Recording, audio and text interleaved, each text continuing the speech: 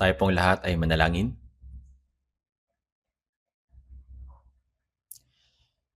Ama naming Diyos na nasa langit na sa amin nagmamahal, nagpapasalamat po kami sa iyo sa pagtitipon sa amin ngayon at sa pagpapahintulot sa amin na maturuan sa pamamagitan ng iyong salita.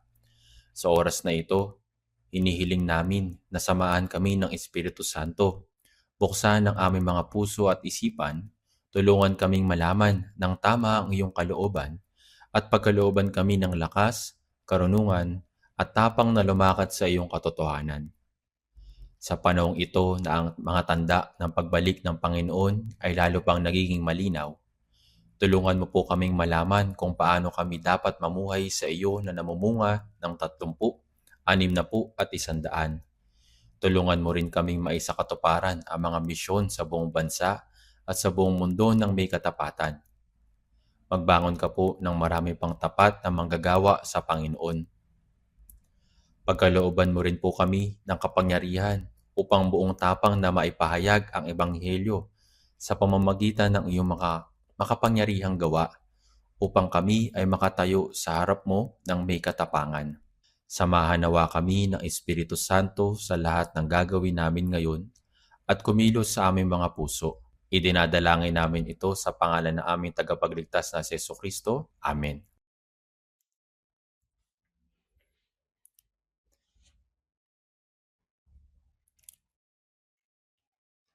Sa tingin ko po ay nag-practice na mabuti ang choir. Opo, salamat po. Hanapin po natin sa ating mga Biblia ang Isaías chapter 2. Isaías chapter 2. Isaías chapter 2 verse 5.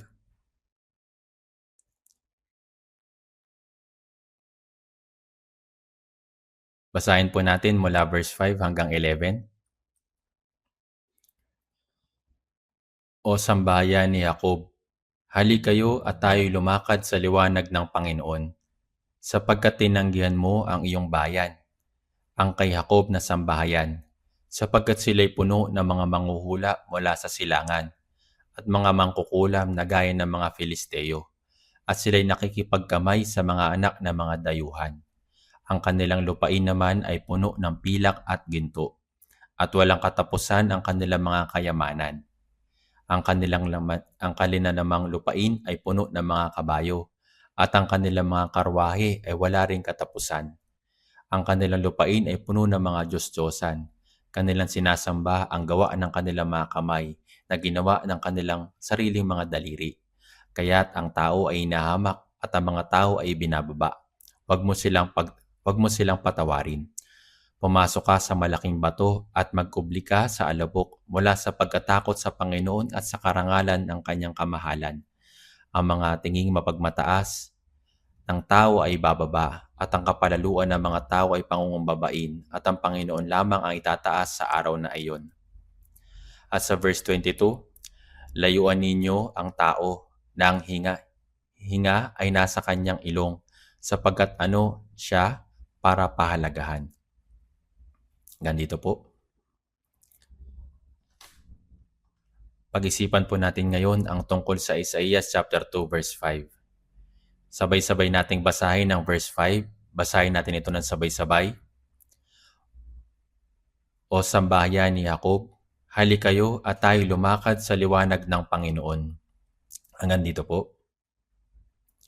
Kaya ngayon, pag-isipan natin kung ano ang ibig sabihin ng hali kayo, tayo lumakad sa liwanag ng Panginoon. Bakit sinasabi dito, hali kayo, tayo'y lumakad sa liwanag ng Panginoon? Habang sinasabi rin, o sambahayan ni Jacob. Pagkatapos sa verse 6, sinasabi, sapagkat tinanggihan mo ang iyong bayan, ang kay Jacob na sambahayan, sapagkat tinanggihan niya sila. Salungat ito sa verse 5, tayo'y lumakad sa liwanag ng Panginoon.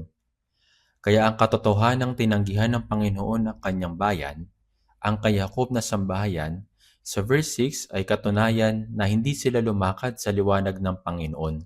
Tama po?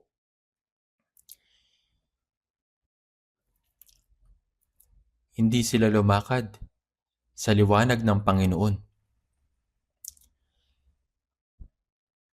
Kaya naman kung pag-aaral natin ang verse 5 pababa, mauunawaan natin kung anong ibig sabihin ng lumakad sa liwanag. Kaya ngayon, ipapaliwanag ko ito sa maikling outline. Tayo lumakad sa liwanag ng Panginoon.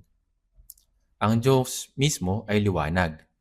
Gayunpaman, dahil ipinanganak ang mga tao mula sa binhi ni Adan, sila'y ipinanganak sa kadiliman at lumalakad sa kadiliman. Paano makakalakad sa liwanag ang taong lumalakad sa kadiliman? Kaya lumakad tayo sa liwanag. Paano tayo makakalakad sa liwanag? Sinasabi sa verse 5, halikayo.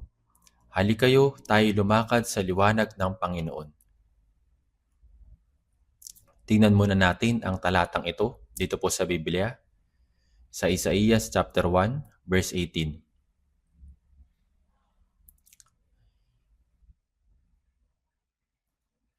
Sinasabi dito, halikayo.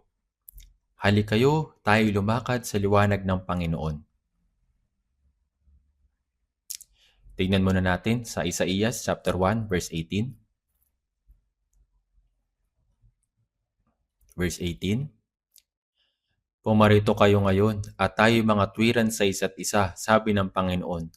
Bagaman ang iyong mga kasalanan ay tulad ng matingkad na pula, ang mga ito'y magiging mapuputi na parang niyebe.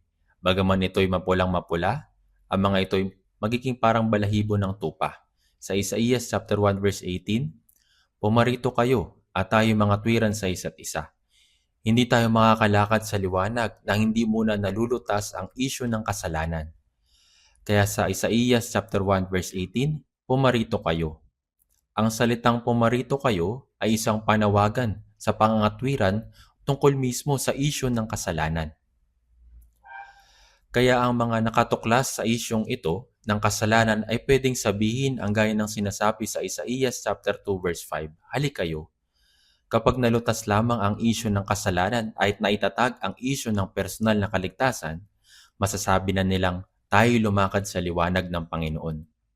Sinasabi rin ng Biblia sa Efeso chapter 5 verse 8, sapagkat kayo'y dating kadiliman, subalit ngayon ay liwanag sa Panginoon. Lumakad kayong gaya ng mga anak ng liwanag. Ang mga nasa kadiliman bago ang kaligtasan, subalit ngayon nakapasok na tayo. Nakapasok na ang Panginoon at tayo'y naging liwanag. Ang mga taong iyon ay maaring lumakad sa liwanag. Kaya hindi isang simpleng bagay na sabihin, oh, dapat kayong lumakad, dapat akong lumakad sa liwanag, o dapat akong gumawa ng mabubuting gawa.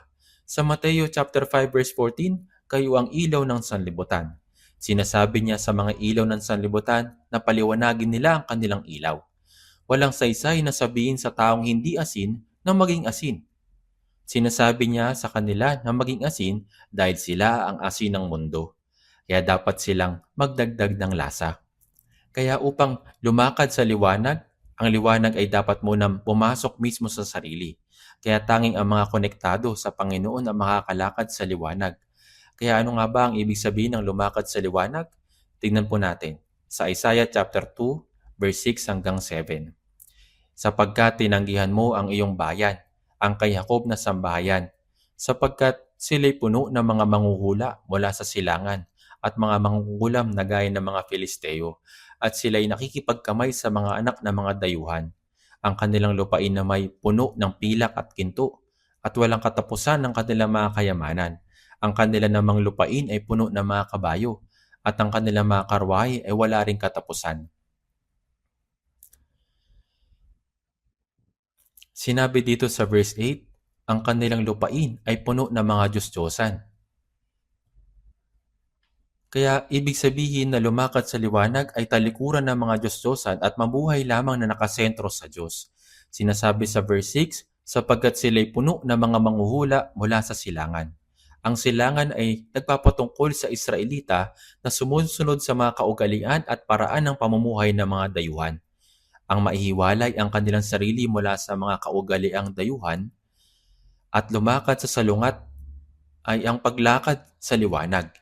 Higit pa rito sa verse 7, ang kanilang lupain naman ay puno ng pilak at ginto at walang katapusan ng kanilang mga kayamanan.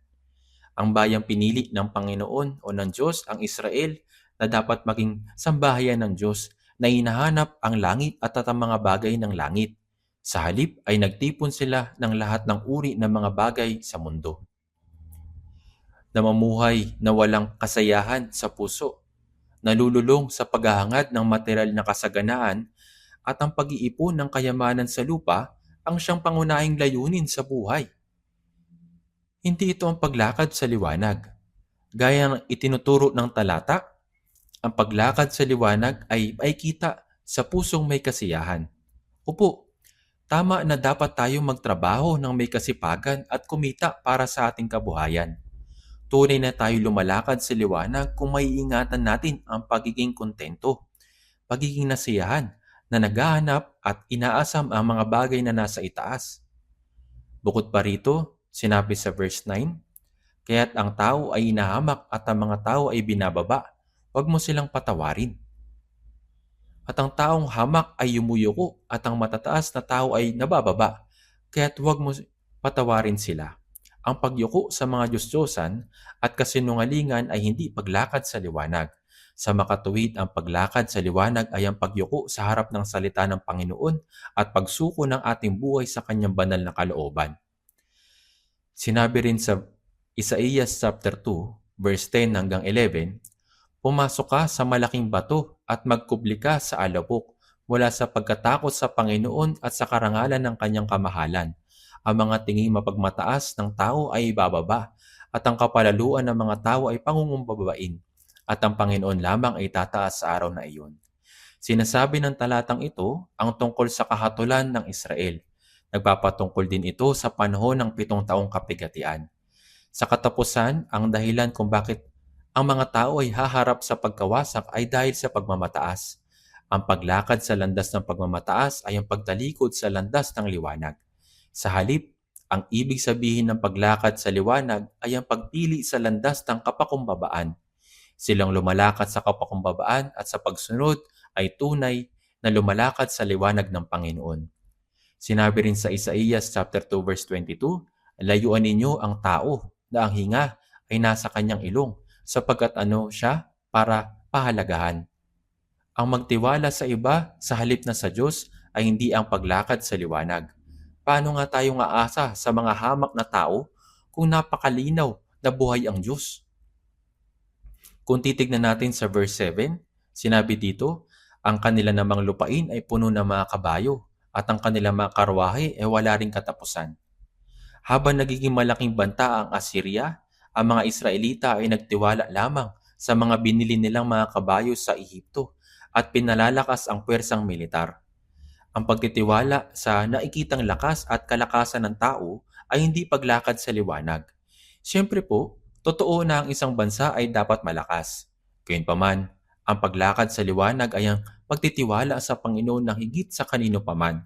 Tinawag tayo upang lumapit sa liwanag, mabuhay sa liwanag at kalaunan ay papasok sa mundo ng walang hanggang liwanag. Tayo nakakaranas araw-araw ng gabi, araw at gabi. Ang dalawang ito ay anyo ng pagpapahayag. Lahat ng tao ay pupunta sa isa sa dalawang lugar na iyon. Ang mundo ng walang hanggang liwanag o ang mundo ng walang hanggang kadiliman. Sinasabi ng Biblia, ang langit ay mundo ng walang hanggang liwanag. Ang impyerno ay isang lugar ng lubos na kadiliman. Isang mundo na walang pag-asa. At bawat tao ay patungo sa isa sa dalawang kahariang ito. Sinabi rin sa verse 5, tinatawag tayo. O sambahayan ni Jacob, halik kayo at tayo lumakad sa liwanag ng Panginoon. Sa pamamagitan ng mga talata ngayong araw, sisiyasatin natin ang ating sarili kung tayo ba'y nakapasok na sa liwanag o kung nabubuhay ba tayo rito. Kapag patuloy na nagsisikap na lumakad sa liwanag ang isang mananampalataya, nagkakaroon ng bunga ng liwanag na patungo sa mahalagang buhay na nagbibigay kaluwalhatian sa Diyos. Buhay na nagbibigay kaluwalhatian sa Panginoon. Tayo lumakad sa liwanag ng Panginoon. Ang Diyos mismo ang liwanag. Siya'y nakasuot ng liwanag na para bang ito isang kasuotan. At siya ang ama ng liwanag. Tignan po natin dito po sa Biblia. Nakalagay po ito sa unang 1, chapter 1, verse 5. Unang 1, chapter 1, verse 5.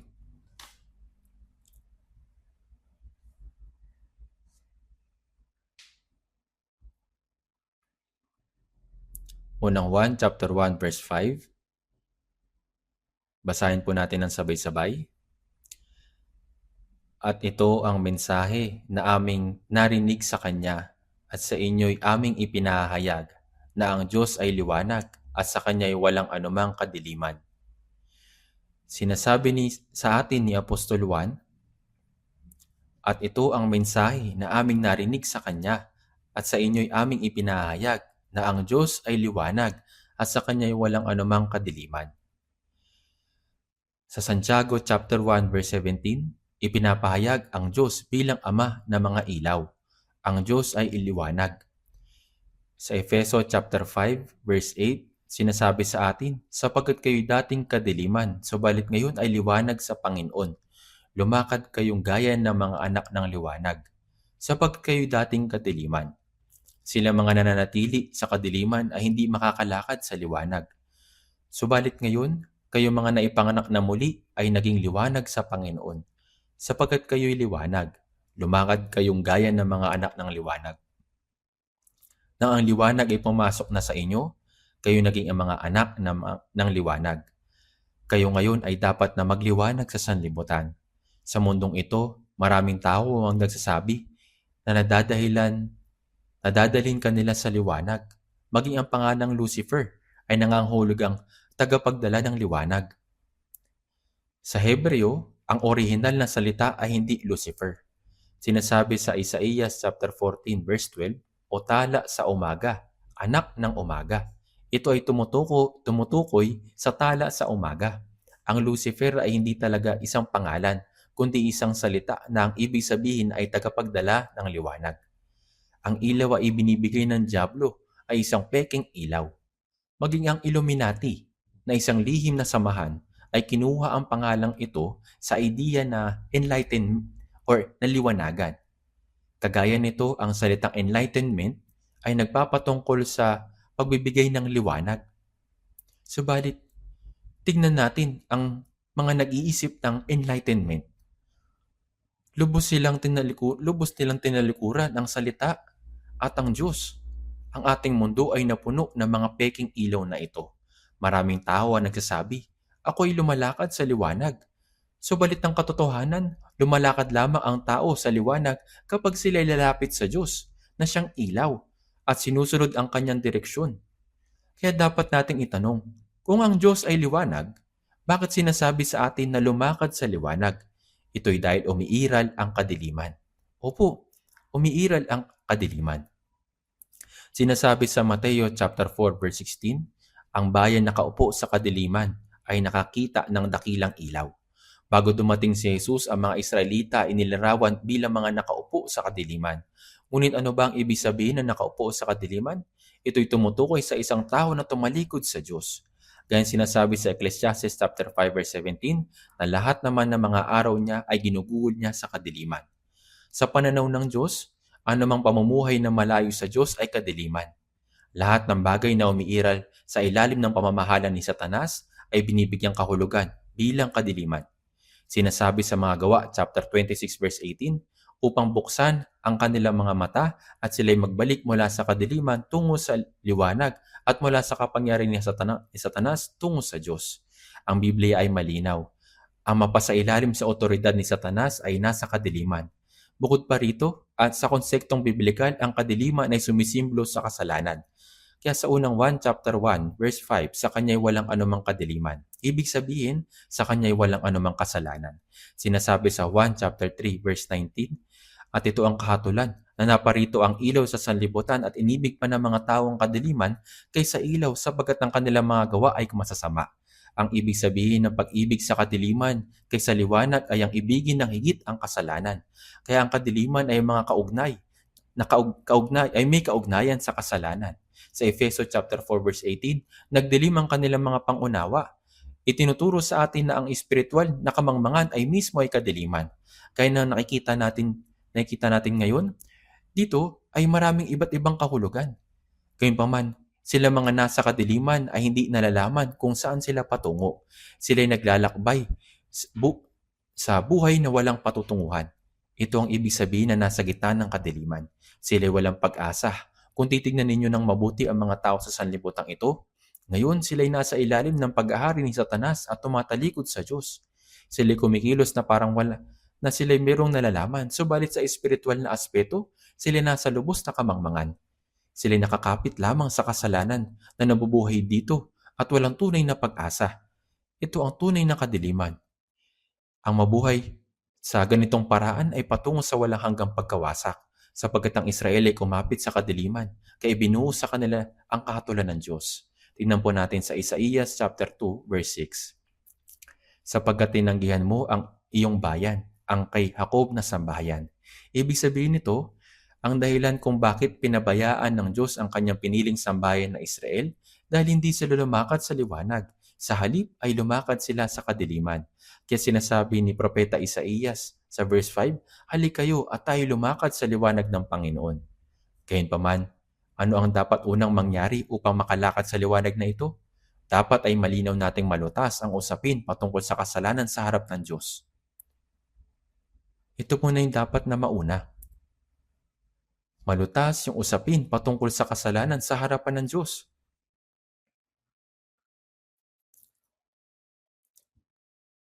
Ngayon, tingnan po natin sa Isaías chapter 1. Isaías chapter 1 verse 18. Pumarito kayo ngayon at kayo mga tuwiran sa isa't isa, sabi ng Panginoon.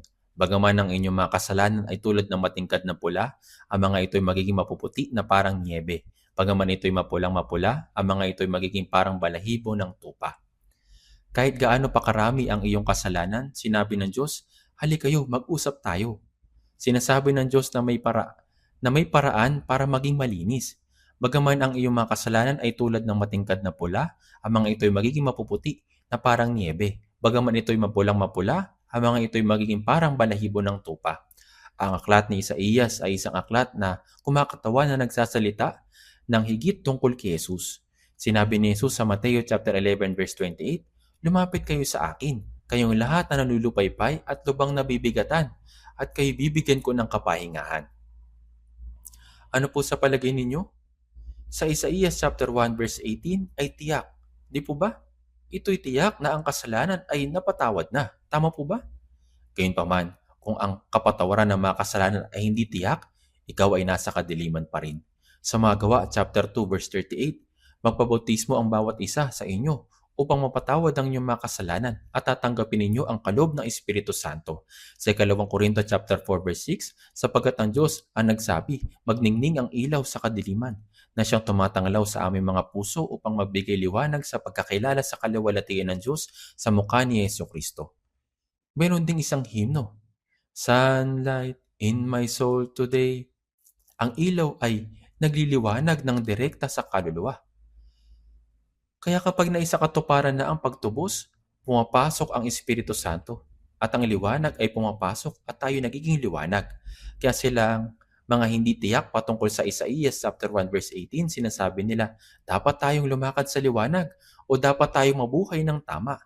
Mabuti itong pakinggan, subalit hindi po ito uubra. Tama po ba?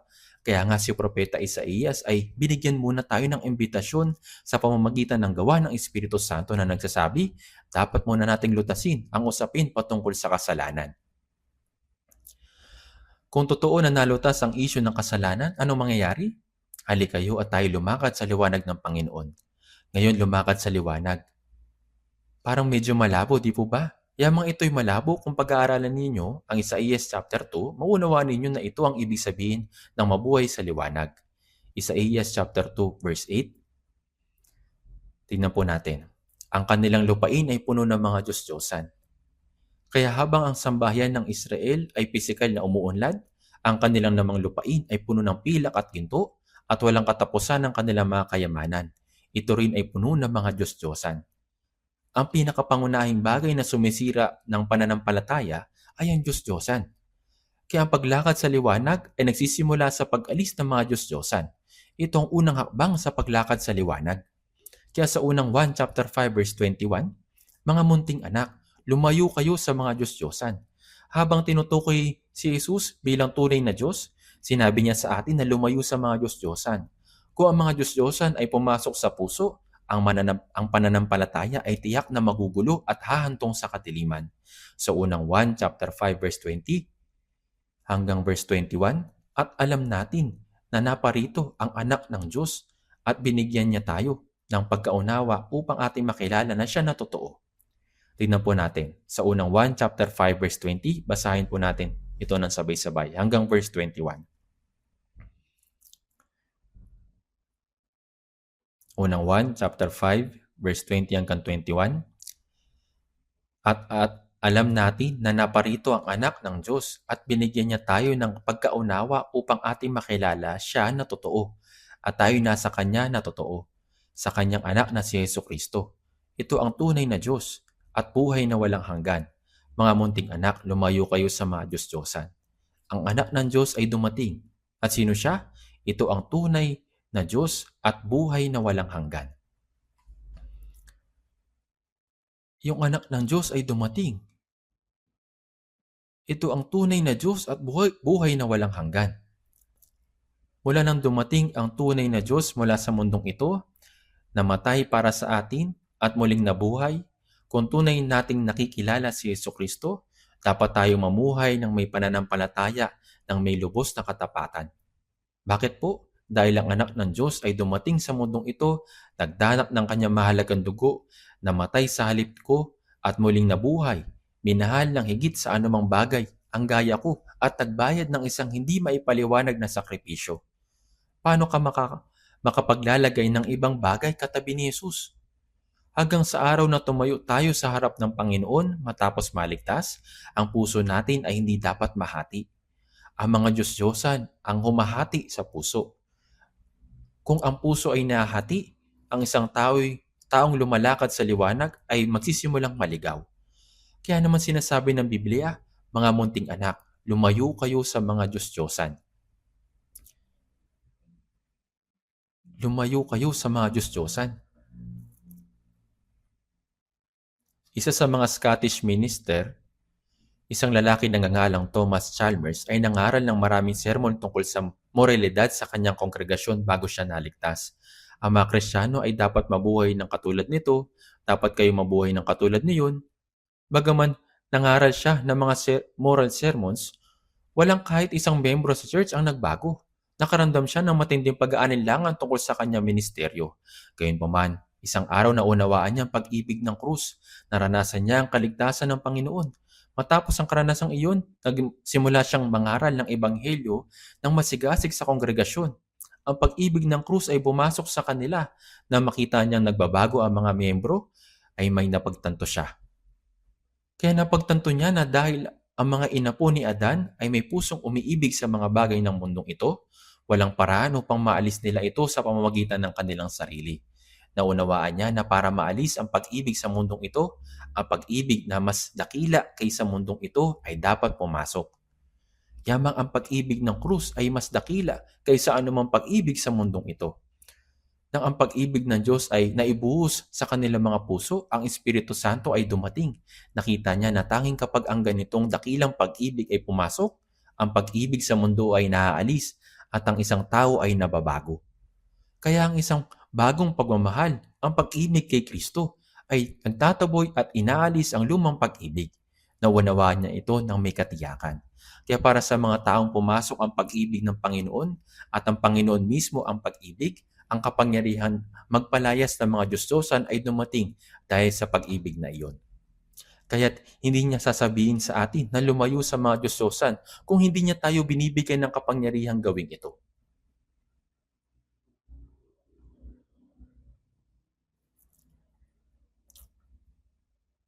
Hindi natin ito magagawa ng mag-isa, kundi binibigyan niya tayo ng kapangyarihan na magawa ito.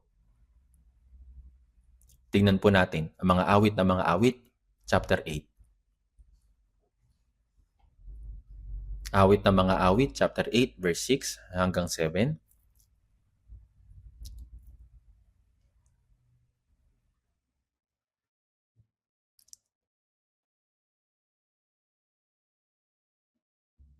Ilagay mo akong pinakatatak sa iyong puso, pinakatatak sa iyong bisig, sapagkat ang pag-ibig ay kasing lakas tulad ng kamatayan. Ang panibugho ay kasing bagsik ng tulad ng libingan. Ang mga liyab niyon ay parang mga liyab ng apoy, isang apoy na lumalagablab.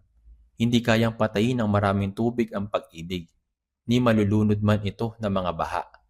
Kung inihandog ng isang lalaki dahil sa pag-ibig ang lahat ng kayamanan sa kanyang bahay, iyon ay kukutsaing lubusan. Ilagay mo ang iyong pinakatatak sa iyong puso. Pinapahalagan tayo ng Panginoon. At gaano kahalaga ang mga tatak nung sinaunang panahon? Ilagay mo akong pinakatatak sa iyong puso. Nasa puso ng Panginoon ang mga banal. At bilang pinakatatak sa iyong puso at pinakatatak sa iyong bisig, makakapamuhay tayo ng may kapangyarihan sa pamamagitan ng pangaanlong sa bisig ng Panginoon at ng kanyang tulong. Dahil nasa puso ng Panginoon ang mga banal at nasa bisig ng Panginoon ang mga Kristiyano, makakapamuhay tayo ng may kapangyarihan sa pamamagitan ng kanyang tulong. Kaya sinasabi, hindi kayang patayin ng maraming tubig ang pag-ibig, ni malunod man ito ng mga baha. Kung ihandog ng isang lalaki dahil sa pag-ibig ang lahat ng kayamanan sa kanyang bahay, yun ay kukutsaing lubusan. Natanggap natin itong dakilang pag-ibig ng krus, ang dakilang pag-ibig ng Panginoon. Dahil minahal tayo ng Panginoon, maging sa kamatayan, ninanais niya na ibigin din natin siya. Kaya nga, ang Diyos ay mapanibuguing Diyos. Alam niyo po ba kung ano ang pangalan ng Diyos? Ako po ay nagulat nang basahin ko po yung Biblia. Tingnan po natin sa Exodus chapter 34. Pangalan ng Diyos. Basahin po natin ng sabay-sabay Exodus chapter 34 verse 14. Exodus chapter 34 verse 14. Basahin natin sabay-sabay. Sapagkat hindi ka sasamba sa ibang Diyos, sapagkat ang Panginoon na ang pangalan ay mapanibughuin, ay Diyos na mapanibughuin. Ano pong pangalan ng Diyos? Ano pong pangalan ng Diyos? Mapanibughuin. Parang kakaiba, di po ba? Bakit ang pangalan ng Diyos ay mapanibughuin? Ang Diyos ay pag-ibig. Sa ibang salita, ang pag-ibig ay mapanibughuin. Kung walang paninibugo sa iyong minamahal, hindi ito pag-ibig. Kung ikaw ay may asawa at ang iyong asawang babae ay patuloy na lumalapit sa ibang lalaki, masaya nakikipag-usap sa ibang lalaki, at patuloy na ibinabaling ang tingin sa ibang lugar, lalabas ang pagsiselos. Tama po ba? Kung walang pagsiselos, ibig sabihin walang pag-ibig. Kung wala pong pagsiselos, ibig sabihin po nito wala pong pag-ibig. Ang pangalan ng Diyos ay mapanibuguin. Nabubuhay tayo sa mundo, subalit dapat nating ibigin ang Diyos ng higit sa anumang bagay. Kapag ang isang bagay ay mas minamahal kaysa Diyos, yun ay nagiging Diyos-Diyosan. At ang Panginoon ay naninibugho. Para sa ibang mga tao, ang kayamanan ay pwede maging mga Diyos-Diyosan. Ang kalayawan ay maaaring maging Diyos-Diyosan. Ang sports ay pwede maging Diyos-Diyosan. Iba't ibang media, television, smartphones, at marami pang iba. Pwede po itong maging mga Diyos-Diyosan. Kung ang isang bagay ay mas iniibig kaysa sa Panginoon o tumatanggap ng higit na pagmamahal kaysa sa Panginoon, ito'y nagiging Diyos-Diyosan. Totoo na dapat tayong mabuhay sa sanlibutan at gamitin ang mga bagay ng sanlibutan. Ngunit kapag ang mga bagay na iyon ay nakatayo sa tabi ng Panginoon, iyon ay nagiging isang seryosong problema. Kaya sinasabi ng Biblia sa Colossus chapter 3 verse 5, kasakiman. Ano po ito? Ay pagsamba sa mga Diyos-Diyosan. Kapag nakatayo ang isang bagay sa tabi ng Panginoon, ito'y nagiging Diyos-Diyosan. Sa isang sulat ng isang Amerikano, mayroong isang halimbawa na gaya nito. Kung sasabihin sa mga Kristiyano, magtipon-tipon tayo ng alas 6 ng umaga para maglaro ng soccer. Kailan at saan tayo magkikita? Ito po yung sagot ng iba. Maraming mga church members ang nagmamadaling lumalabas at nakikibahagi. Ngunit kapag sinasabi sa kanila, magtipon-tipon tayo ng alas 6 ng umaga upang maglingkod at gawin ang gawain ng Panginoon, hindi sila pumupunta. Sila nagsisikap na magtipon-tipon para sa sports, subalit hindi nagtitipon para sa gawain ng Panginoon. Hindi ba ito kakaiba? Sa panahon natin, dumarami ang bilang ng mga baliw, subalit nagiging kaunti ang mga baliw kay Jesus. Nagiging bihira na ang mga para lamang kay Jesus. Dahil ang Diyos ay Espiritu, ninanais niya ang puso. Kahit ang pusong nagmamahal sa Panginoon ng higit sa anumang bagay ay hindi dapat matinag. Kaya sinasabi sa Kawikaan chapter 23 verse 26, "Anak ko, ang puso mo sa akin na ibigay." Sinasabi ng Diyos, "Anak ko, ang puso mo sa akin na ibigay." Ninanais ng Diyos ang puso natin. Kaya dapat tayo maging maingat na walang anumang lilitaw ng higit na mataas kaysa Panginoon. Kung ang isang tao'y may pusong umiibig sa Panginoon ng higit kaysa lahat ng bagay at namumuhay na Diyos muna ang prioridad, natural na lalakad sa liwanag ang taong iyon. Sinasabi sa unang hari, chapter 11, verse 1, si Haring Solomon ay umibig sa maraming babaeng banyaga. Natural po ito na paglakad sa liwanag kung yung tao na yun ay yung prioridad ay yung Diyos muna. Si Haring Solomon ay umibig sa maraming babaeng banyaga. Totoo na minamahal ni Solomon ang Panginoon. Subalit habang lumilipas ang panahon, inibig niya ang mga dayuhang babae. Ngayon, mayroon ng dalawang minamahal. Sa paglipas ng panahon, ang pag-ibig sa Diyos at sa mga babaeng banyaga ay naging pantay. At habang kumukuha siya ng higit pang babae, nakahilig sa mga dayuhang babae ang kanyang puso. Bilang resulta, inalayo ng mga dayuhang babae ang puso ni Solomon at ang puso ni Solomon ay humiwalay sa Panginoon. Sa huli, siya ay dinisiplina at nahati ang kaharian. Di na siya lumakad sa liwanag kundi lumakad na sa kadiliman. Pareho din kay Samson. Si Samson ay bumaba sa Timna. Ang Timna ay ang hangganan sa pagitan ng mga Filisteo at Israel. Bumaba siya sa Timna at kinuha ang banyagang babae bilang kanyang asawa. Nakarating po siya kahit hanggang sa hangganan ng Filisteo at Israel. Subalit ang pag-aasawang iyon ay nasira. Pagkatapos ay pumunta siya sa isang bayarang babae at sa huli humiga siya sa kandungan ni Delilah. Ang Diyos ay mahalaga at si Delilah ay mahalaga rin. Kaya umabot siya sa puntong hindi na siya pwedeng sumuko. Kalaunan, nalampasan ni Delilah ang Diyos. Bilang disiplina, dinukit ang kanyang dalawang mata. Nang inailapit ang timbang mula sa Diyos patungo sa babaeng banyaga, nawala ang kapangyarihan ng Diyos at nawala ang kanyang mga mata. Kaya nga, ang paglakad sa liwanag ng Panginoon, ibig sabihin ay agad na pag-alis ng mga Diyos-Diyosan. Kung hindi natin sila puputulin at paihintulutan na tayo ay tumayo sa tabi ng Panginoon, tayo malilipat mula sa paglakad sa liwanag patungo sa paglakad sa kadiliman. Sinasabi sa Biblia sa 2 Timoteo chapter 4 verse 10, "Sapagkat iniwan ako ni Demas na umibig sa sanlibutan ito at nagtungo sa Tesalonika." Paano si Demas na isang kamanggagawa ni Apostol Pablo ay iniwan si Pablo at pumunta sa Tesalonika dahil inibig niya ang sanlibutan? Sa una, maaaring tinuturing niya na ang Panginoon ay mahalaga at pinapahalaga niya ang gawain ng Panginoon. Subalit kalaunan ang pag-ibig sa sanlibutan ay pumasok sa kanyang puso at mas lumakas at nagdala sa kanya pabalik sa sanlibutan. Kapag ang mga Diyos-Diyosan ay pumasok, ang puso ay nayayanig. Halikayo at tayo lumakad sa liwanag ng Panginoon. Una, ang paglakad sa liwanag, ibig sabihin maging maingat na walang anumang tumatayo sa tabi ng Panginoon. Maging ito man ay romantic relationship, pera, karangalan, o anumang bagay. Kung ito'y tatayo sa tabi ng Panginoon at hindi puputulin, ang puso ay mayayanig. Mayayanig po yung puso kung hindi po natin ito puputulin. Kapag umiral ang dalawang puso, lilitaw ang paglalaban at kalaunay hihilig ang puso sa isang panig. Ngayon, muli po nating tingnan sa Isaías chapter 2. Binabanggit sa 2 punto rito ang mga kaugalian sa silangan. Isaías chapter 2 verse 6. Isaías chapter 2 verse 6.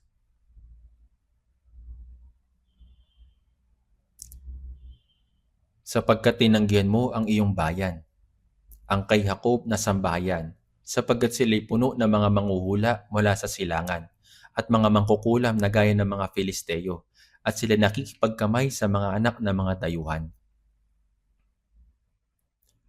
Ang bayang pinili ng Diyos, ang Israel, ay iniiwalay mula sa mga hintil, subalit nakipagkamay sila sa mga dayuhan. Bilang resulta, napuno sila ng kaugalian ng mga taga-silangan, pagtanggap sa mga paganong gawain.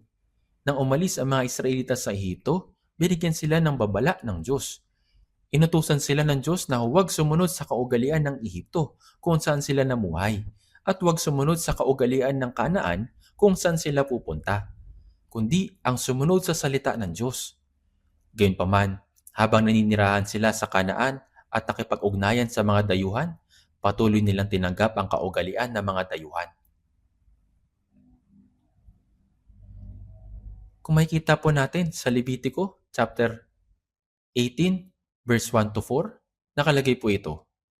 Levitico chapter 18 verse 1 hanggang 4. Levitico chapter 18 verse 1 hanggang 4.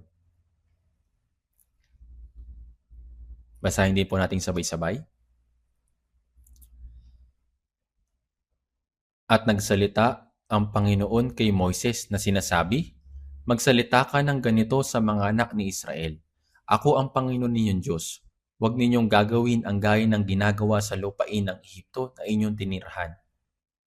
At huwag din ninyong gagawin ang gaya ng ginagawa nila sa lupain ng Kanaan, na pinagdadalhan ko sa inyo.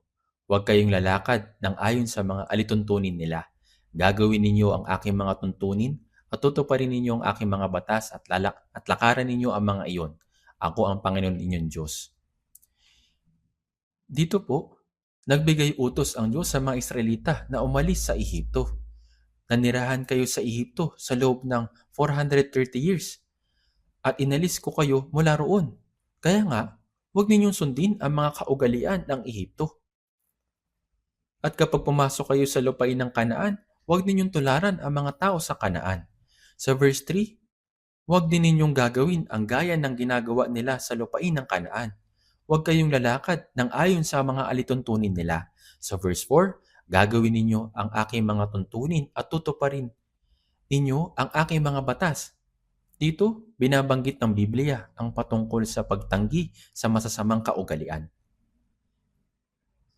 Gaano kalala ang pagsamba sa mga Diyos-Diyosan sa Ehipto at sa lupain ng Kanaan? May mga terribleng kasalanan gaya ng relasyon sa pagitan ng babae at babae, lalaki at lalaki, magang immoral na relasyon sa mga pamilya sa pagitan ng lolo at apong babae.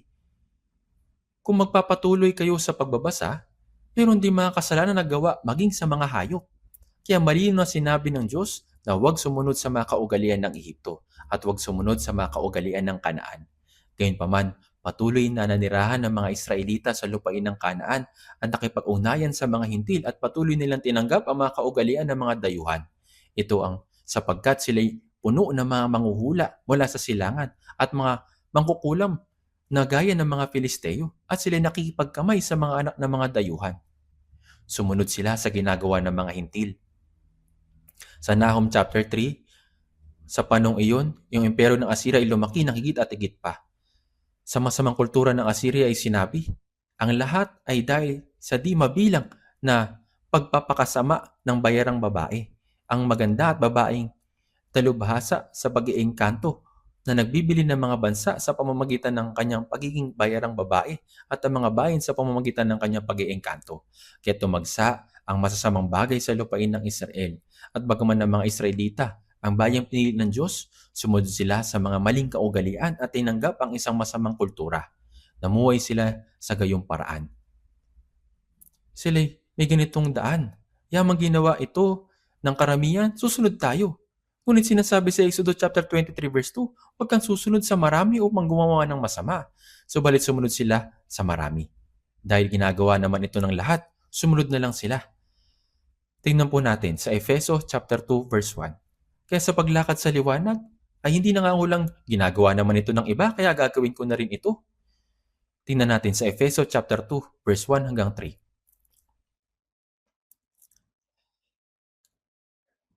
Kayo na yung mga patay sa inyong mga pagsalangsang at mga kasalanan na dati ninyong nilakaran ayon sa lakat ng sanlibutang ito, ayon sa pinuno ng mga kapangyarihang ng himpapawid at ng espiritu na ngayon ay gumagawa sa mga ng pagsuway. Tayong lahat ay dating nabuhay sa gitna ng mga ito, sa mga pagnanasa ng laman, na ating ginagawa ang mga nais ng laman at pag-iisip, at tayo nooy katutubong mga anak ng kapuutan, gaya naman ng mga iba. Sinabi po dito na kayo nooy mga patay sa inyong mga pagsalangsang at mga kasalanan. Tayo dati mga patay sa pagsalangsang at mga kasalanan. Subalit sa biyaya ng Panginoon, tayo naligtas at nabuhay. Na dati ninyong nilakaran. Bago tayo maligtas, ayon sa lakad ng sanlibutan ito, namuhay sa kasalanan. Ayon sa pinuno ng kapangyarihan ng himpapawid, ng espiritu na ngayon ay gumagawa sa mga anak ng pagsuway. Siya ang espiritong gumagawa sa gitna ng hindi pa mga ligtas.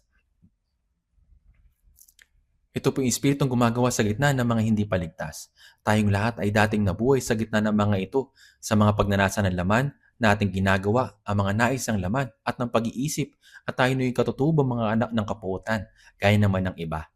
Noong panahong iyon, ito'y lipunang Romano. Bago maligtas sa mga mananampalataya sa Efeso, sila isinilang sa Roma. Babad sa kulturang Romano, sumusunod sa mga kaugalingan ng mundo at namumuhay ayon sa pamantayan ng sanlibutan. Ito'y pareho ngayon. Nang ako'y nasa isang paglalakbay, bumisita ako sa Efeso. Pumunta po ako doon at talagang nakakagulat. Wow! Ang Efeso ay tunay na isang maunlad na lungsod. Doon po sa Efeso, ito isang napakalaking lungsod.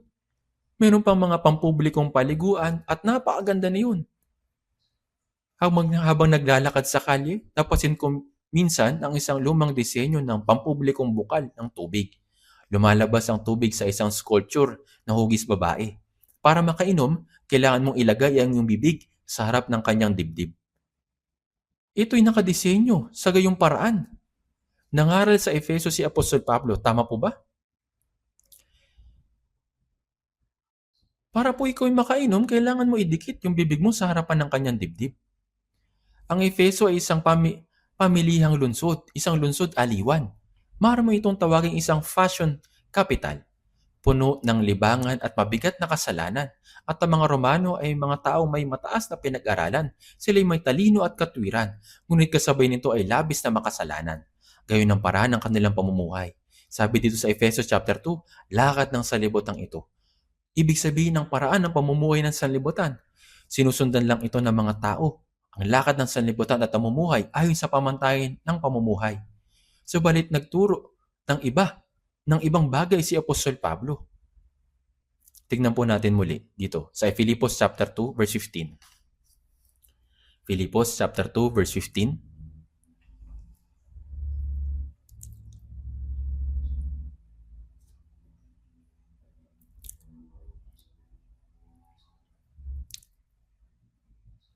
Upang kayo'y maging walang sala at walang malay, mga anak ng Diyos na walang dungis sa gitna ng isang saninlahing liko at masama, na sa gitna nila'y lumiliwanag kayong tulad ng mga anak, tulad ng mga ilaw sa sanlibutan.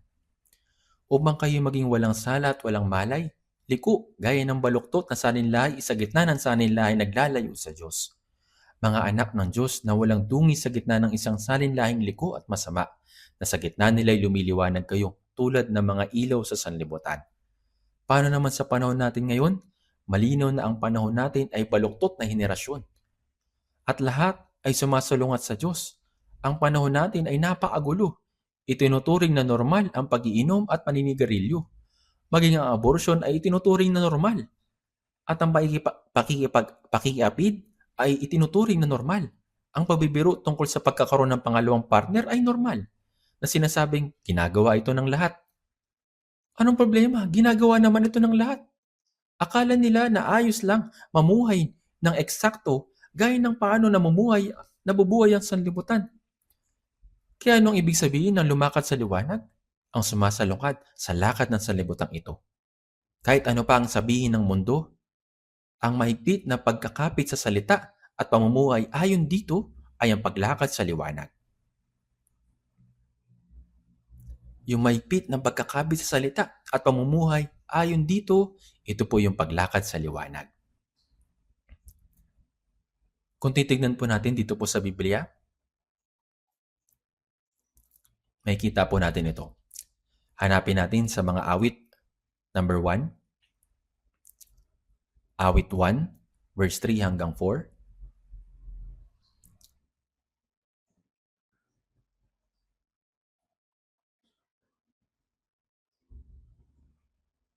Siya ay gaya ng isang punong kahoy na itinanim sa tabi ng agos ng tubig na nagbubunga sa kanyang kapanahunan. Ang kanyang dahon na may hindi nalalanta.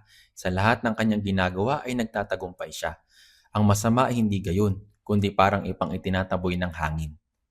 Anong ibig sabihin ng ang masama ay hindi gayon, kundi parang ipang itinataboy ng hangin? Ang ipa ay walang butil sa loob. Ito'y walang silbi. Ito'y walang anumang halaga. At dahil ang ipa ay isang lamang balat, madali itong tinatangay ng hangin. Sa huli, ito'y natatangay at itinatapon sa apoy. Ang masama ay hindi gayon, kundi parang ipang itinatapoy ng hangin. Ang tao ay nadadala sa lahat ng uso sa sanlibutan dahil walang buhay sa loob niya. Kaya naman ang matuwid ay inaalin tulad sa isang punong kahoy na itinanim sa tabi ng agos ng tubig. Ang isang punong kahoy na itinanim ay nananatili at nakaugat. Ang masama ay hindi gayon, kundi parang ipang itinataboy ng hangin. Sa panahon natin, ang mga alon ng uso ay patuloy na dumadaan at hinahabol ng mga tao ang mga iyon. Kung titignan mong mabuti, ang mga uso ay nauulit lang. Ang haba ng palda ay umaabot hanggang tuhod at pagkatapos ay pababa at pagkatapos ay pataas at pababa. Ang taas ng takong ay tumataas at bumababa. Ang pantalon ay lumalapat pagkatapos ay kumikipot. Ang buhok ay kulot pagkatapos ay tinutuwid. Kung bibigyan mo ng pansin, makikita mo ng malinaw ng kaunting pagkakaiba. Ang sukat ng mga handbag ay lumalaki at lumiliit depende sa uso, hindi po ba? Pataas, pababa.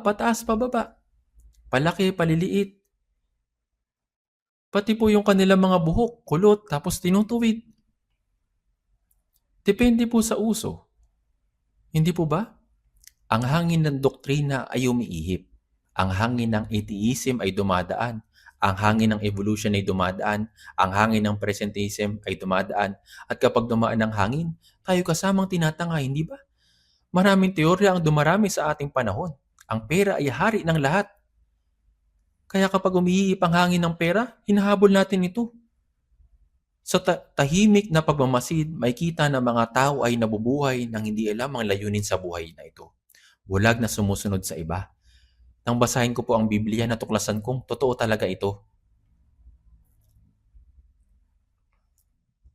Nakalagay po dito sa Biblia.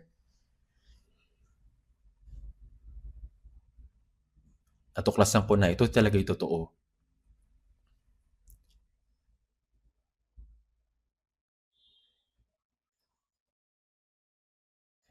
Sa ikalawang Timoteo chapter 4 verse 3 hanggang 4, sapagkat darating ang panahon na hindi nila matitiis ang wastong aral kundi pagkakaroon ng makakating tainga ay mag-iipon sila ng kanilang sarili na mga gurong ayon sa kanilang sariling pagnanasa at tatalikod sa paikinig sa katotohanan ang kanilang mga tainga at babaling sa mga katang-isip. Kaya nang sinasabi dito, sapagkat darating ang mga panahon na hindi nila matitiis ang wastong aral. Ito po yung Biblia. Kundi tatalikod sa paikinig sa katotohanan ang kanilang mga tainga. Ayaw nila sa Biblia. Magkakaroon sila ng makakating tainga. Ibig sabihin na hinahangad nilang marinig ang mga gayong bagay. Tingnan natin ang ating panahon. Ito ang panahon sabik silang makinig. Kaya mga salitang ay mag-iipon sila para sa kanilang sarili na mga guro ayon sa kanilang sariling pagnanasa ay hindi mauunawaan noong unang panahon. Hindi rin maunawaan magkaroon ng maraming guro ng panahong iyon. Ngunit ngayon, sa pagdating ng YouTube sa ating panahon, may makakating tainga sa kaalaman. Kundi panonoodin mo lahat, palay kang malilibang sa paikinig sa lahat ng uri ng bagay. Di po ba? At may mag-iipon sila para sa kanilang sarili na mga gurong ayon sa kanilang sariling pagnanasa. Sa ating panahon ay may mga pinakamaraming guro. Kaya kung magsusubscribe ka sa anumang gusto mo, mag-iipon ng maraming guro at pagkatapos ay susundin mo sila. Bakit? Dahil ito ay uso ngayon. Kaya kung titignan mong mabuti, ang nangyayari sa halip na sundin ang Biblia, iba ang kanilang sinusunod. Ang Biblia ay dapat na matatag, na nakatanim sa puso at isipan upang makalakad sa liwanag. Ngunit kung patuloy kang makikinig sa ibang mga bagay, ang ibang mga bagay na iyon ay naitatanim. At bago mo pa namalayan, ikaw ay natangay na ng hangin ng YouTube. Dinadala sa kung saan kakaibang lugar. Maraming maling ideolohiya sa mundong ito at napakaraming mga maling relihiyon, napakaraming maling aral. Sa panahong ito ng mga tao ay tinatangay ng hangin. Sabi dito, ang masama ay hindi gayon kundi parang ipang itinataboy ng hangin. Kailangan nating mamuhay sa mundong ito. Ngunit ang mga Kristiyano ay gaya ng mga punong kahoy na itinatanim sa tabi ng agos ng tubig. Ang Kristiyano ay gaya ng punong kahoy na matatag na nakatanim sa tabi ng agos ng tubig, nakaugat. Maaari silang gumalaw kapag umihip ang hangin, ngunit palagi silang nananatili sa kanilang lugar. Kaya naman, hindi tayo dapat mapatangay. Ito ay isang punong kahoy na itinanim. Ayon sa talatang ito, hindi isang ligaw na punong kahoy kundi itinanim ng Panginoon.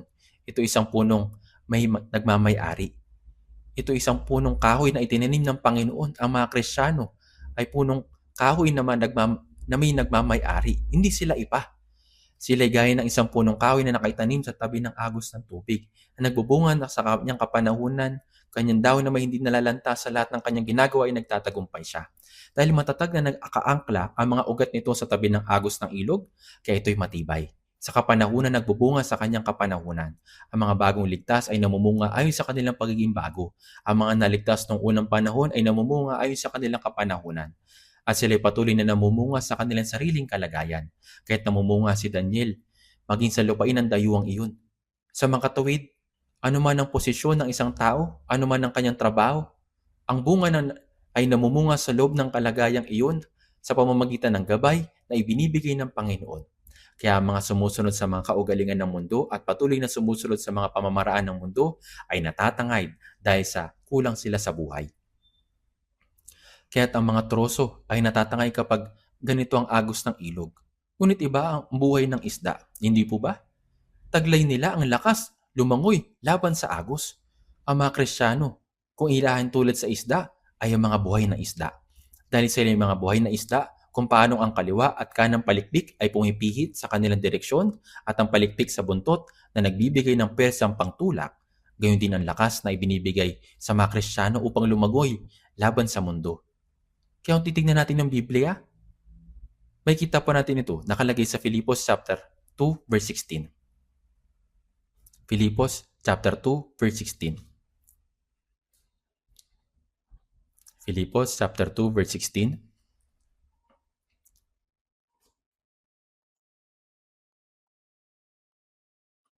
Na nangahawakan sa salita ng buhay upang may ipagkapuri ako sa araw ni Kristo, na hindi ako tumakbo ng walang kabuluhan, di nagpagalman ng walang kabuluhan. Nangangahulugan ito na ang pagtakbo habang mahigpit na kumakapit sa salita ng buhay, na nangahawakan sa salita ng buhay, hindi sa kumakapit tayo sa mga uso, kundi sa pagkapit natin sa salita ng buhay at pagkatapos ay tumatakbo. Na hindi ako tumakbo ng walang kabuluhan, ni nagpagalman ng walang kabuluhan, upang maipagkapuri ako sa araw ni Kristo. Sa makatuwid, kung hindi tayo matatangay palayo, dapat tatiyaking lubos ang ating layunin. Sa paglakad natin sa liwanag, ang ating mitiin ay kailangan maging malinaw. Sa Filipos chapter 3, verse 13 hanggang 14, mga kapatid, hindi ko pa inaaring naabot ko na, ngunit isang bagay na ginagawa ko, nililipot ko ang mga bagay na nasa likuran. Tingnan po natin. Filipos chapter 3, verse 13 hanggang 14. Mga kapatid, hindi ko pa inaaring naabot ko na, ngunit isang bagay ang ginagawa ko, nililimot ko ang mga bagay na nasa likuran at tinutungo ang mga bagay na hinaharap.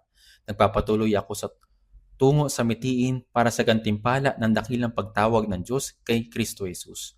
Silang may malinaw na layunin at mitiin ay abalang tumatakbo upang mapaglabanan nila ang mga uso sa mundo. Tama iyon, di po ba? Kaya tignan natin ang susunod na talata dito po sa Biblia. Balikan po natin sa Isaías chapter 2. Isaías chapter 2. Kaya ang pagsalungat sa mundong ito ay ang paglakad sa liwanag. Sa susunod po, sa verse 7. Ang kanilang lupain na may puno ng pilak at ginto at walang katapusan ng kanilang mga kayamanan. Isaías chapter 2 verse 7. Basahin natin muli. Ang kanilang lupain naman ay puno ng pilak at ginto at walang katapusan ng kanilang mga kayamanan. Ang kanilang namang lupain ay puno ng mga kabayo at ang kanilang mga karawahe ay wala ring katapusan. Ang mga Israelita na bayang pinili ng Diyos, sa simula nang tawagin ng Diyos ang Israel, tinawag niya sila upang mitiin ang langit. Ngunit sa panahong ito, ang Israel ay nagtatamasa ng material na kasaganaan at ang lupain ay puno ng pilak at ginto. Walang katapusan ng kanilang kayamanan. Sila nakapag-ipon ng napakalaking halaga sa lupain. Kaya sila napuno ng kasakiman. Kaya kapag binabasa natin ang aklat ni Isaías sa Biblia, makikita natin na upang makakuha ng higit pa, inaapi at pinagsasamantala nila ang mga tao. Sinasamsaman nila at sa ganitong paraan sa pamamagitan ng matinding paligsahan sa abot ng kanilang makakaya ay nag-iipon sila ng napakarami sa lupa. Kaya anong ibig sabihin ng lumakad sa liwanag? Ang mamuhay sa liwanag ay tiyak na nangangahulugang namumuhay ng may pusong nasisiyahan. Sa pagbabasa ng Genesis chapter 4 verse 5, makikita natin ang mga inapo ni Cain ang nagpaunlad ng mga yaman ng lupa. Sa gayon, lubos na isinulong ang sibilisasyon. Sa Genesis chapter 4, ang mga inapo ni Cain ang nagpaunlad ng mga bayan at nagtatag ng sibilisasyong panglunsod. Nakabuo sila ng instrumentong pangmusika, pinaunlad ang musika, pinaunlad ang sining, at pinaunlad ang teknolohiya. Sa Genesis chapter 4 verse 22, gumawa sila ng lahat ng kagamitang patalim na tanso at bakal. Kaya naman ang sibilisasyon ay lubos na lumago sa pinakamataas na antas nito. Ngunit sa chapter 5 ng Genesis, walang nabanggit kung ano ang nilikha o napaunlad ng mga inapo ni Seth, ang mga anak ng Diyos. Nagsaka sila sa lupa, nakatingin sa langit habang sila'y nabubuhay. Kaya mga inapo ni Cain na mga pag-asa ay nasa lupa, nagpaunlad ng lahat ng bagay sa lupa at hinangad ang mga bagay sa lupa. Sa kabilang banda, ang mga inapo ni Seth ay sama-samang tinahak sa ibang landas. Kahit ngayon ang mga inapo ni Cain, ang mga hindi ligtas, ay naglalayong paunlarin ang mga bagay sa lupa sa abot ng kanilang makakaya na nag-iipon ng marami at hinangat ang mga bagay sa lupa bilang kanilang layunin. Para sa mga Kristiyano, ang mundo ito hindi isang permanenteng lugar para manirahan, kundi isang lugar na ating dinadaanan sa maikling panahon. Tayo mga manlalakbay, kaya naman tayo tinatawag upang mamuhay ng may pusong nasisiyahan at minimiti ang mga bagay na nasa itaas. Kapag tayo namuhay ng may kasiyahan at hinahanap ang mga bagay na nasa itaas, tayo makakalakad sa liwanag. Balikan po natin sa Biblia sa 1 Timoteo chapter 6. 1 Timoteo chapter 6 verse 6 hanggang 10.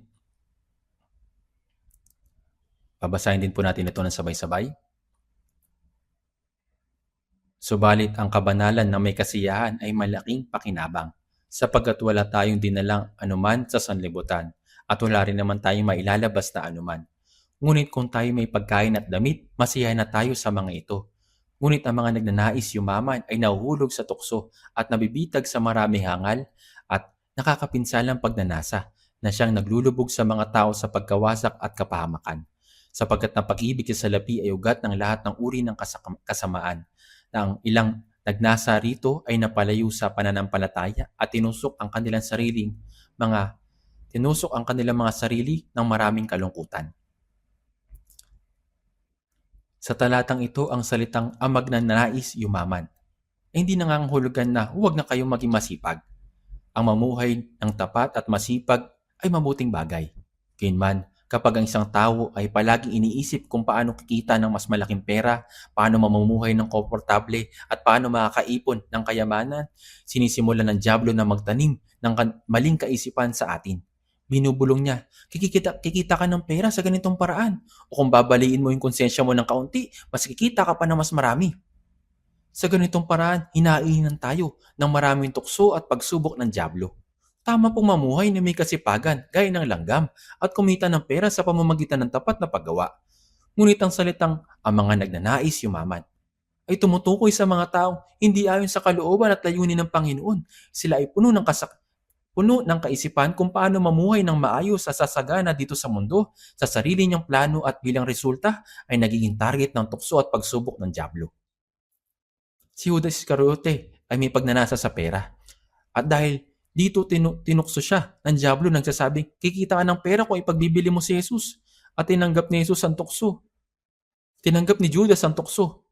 Sinabi ng kasulatan, ngunit ang nagnanais yumaman ay nahuhulog sa tukso at nabibitag sa maraming hangal at nakakapinsalang pagnanasa na siyang nalulubog sa mga tao sa pagkawasak at kapahamakan.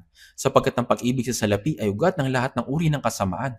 Ang ilan nagnasa rito ay napalayo sa pananampalataya at tinusok ang kanilang mga sarili sa maraming kalungkutan. Subalit ng kabanalan na may kasiyahan ay may malaking pakinabang. Kasiyahan. Maging anumang ating kalagayan, dapat tayong mamuhay na may puso na nagnanais na mamuhay na may tapat na Christian life. Sapagkat sinabi ng kasulatan, sapagkat wala tayong dinalang anuman sa sanlibutan at wala rin naman tayong mailalabas na anuman. Dumating tayo rito sa sanlibutan na walang dala, at alis din tayong walang dala. Kaya naman kung tayo may pagkain at damit, masaya na tayo sa mga ito. Sa realidad, maging ang isang tao man ay nakatira sa magandang bahay o sa isang paupahang kwarto, sa oras na matulog na tayo, pareho lang. At kapag ang tao nakapag-ipon ng malaking pera, ay makakain ng 3 beses sa isang araw, totoo po ito, tama po ba? Kaya ang kaibahan kung paano nabubuhay ang mga tao ay maliit lang. Pag ang isang tao ay baon sa utang at walang panggastos, ang isang tao ay naman nakaipon ng maraming pera ngunit hindi naman ito magamit. Pareho lang ang resulta. Hindi nila ito magamit. Kahit na may pagkakaiba, hindi yun ganun kalaki, gaya ng iniisip ng ibang mga tao. Maaaring may magsasabi, nagmamayari ako ng ilang gusali. Siyempre, pwedeng mabuti ito. Ngunit hindi naman niya personal na magagamit ang lahat ng iyon. Kaya wag po nating itong seryosohin. Nabubuhay tayo dito sa sanlibutan bilang mga manlalakbay sa maiksing panahon. Ang mga material na bagay dito sa mundo ay kinakailangan lang para masuportahan ang ating buhay pananampalataya. Hindi natin ilalagay sa mga ito ang ating pag-asa. Kaya mas mabuti pa ang may maliit na kita at mamumuhay na may maayos na Christian life kaysa magkaroon ng malaking kita at magtusa sa kalugihan ng espiritual na buhay. Paano nga ba mababayaran ang ganitong pagkalugi? Itinuturo po ng Biblia na lumakad sa liwanag. Ito po ay nangangahulugang mamuhay na may puso ng sisiyahan.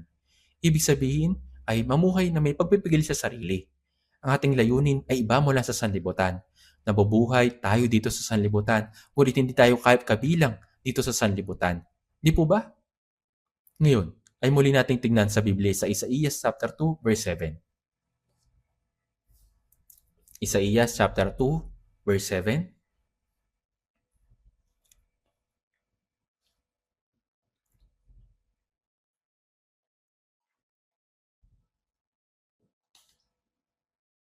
Isaías chapter 2, verse 7. Ang kanilang lupain naman ay puno ng pilak at ginto at walang katapusan ng kanilang mga kayamanan. Kaya kapag ang kakaiba at maling pagnanasa ay nakapasok sa inyong puso, nakakamatay ito para sa inyong espiritual na buhay. Kaya dapat tayo maging lubos na maingat upang hindi hayaang magkaroon ng anumang sira sa ating mga puso. May nabasa ako isang kwento tungkol sa sinaunang kaharian na tinatawag na Lydia. Ang kabisera ng Lydia ay Sardis. Alam ninyo ang iglesia ng Sardis na binanggit dito po sa Biblia. Dahil ang Sardis ay tinayo na mataas sa matarik na bangin, itinuring itong hindi magagapi. Naniwala ang mga tao na hindi ito mapapabagsak. At kahit gaano man umatake ang mga hukbo ng Persya, hindi nila ito nabibihag. Ngunit isang araw, isang sundalo ng Lydia ay aksidenteng nahulog ang helmet sa bangin. Palihim siyang bumaba upang kunin ito at umakyat pabalik. May isang sundalo ng Persya na nakakita nito at naunawaan niya na isa itong lihim na daan. Isang lihim na daanan. Dahil sa isang helmet na nahulog, ang lihim na daanan na natuklasan at ang kaharian ng Lydia ay lubusang nawasak. Sa madaling salita, ang pagkakamali ng isang sundalo ang naging dahilan ng pagbagsak ng bansa. Bagaman lunsod na ito itinuring na hindi malulupik, sa isang pasukan na nakita at ang pasukan na iyon ay pinagmulan ng pagkawasak. Pinagmulan ito ng pagkawasak. Gaya ng sinasabi sa kasulatan sa Efesios chapter 4 verse 27, huwag ninyong bigyang pagkakataon ng dyablo. Ang dyablo ay patuloy na inaatake ang ating mga puso. Sinusubukan gumawa ng isang maliit na butas at sa sandaling makita niya ang puwang, sumisiksik siya at pumapasok upang sirain ang ating buhay pananampalataya. Kaya dapat tayo maging lubos na maingat upang hindi magkaroon ng anumang bitak. Sinasabi sa Kawikaan chapter 30 verse 15, ang linta ay may dalawang anak na sumisigaw, bigyan mo ako, bigyan mo ako. Ang linta ay may dalawang anak nagsasabing, bigyan mo ako, bigyan mo ako. Ang isang linta ay matinding kumakapit sa isang tao at sinisipsip ang dugo mula sa magkabilang panig. Sa ganitong paraan ay mauubos ang mabuti at malusog na bahagi ng ating espiritual na buhay. Kaya kapag may isang bagay na dumikit sa atin at sinisimulan itong sirain ng ating paglakad sa pananampalataya, makakabuting ayusin ito kaagad, alisin kaagad.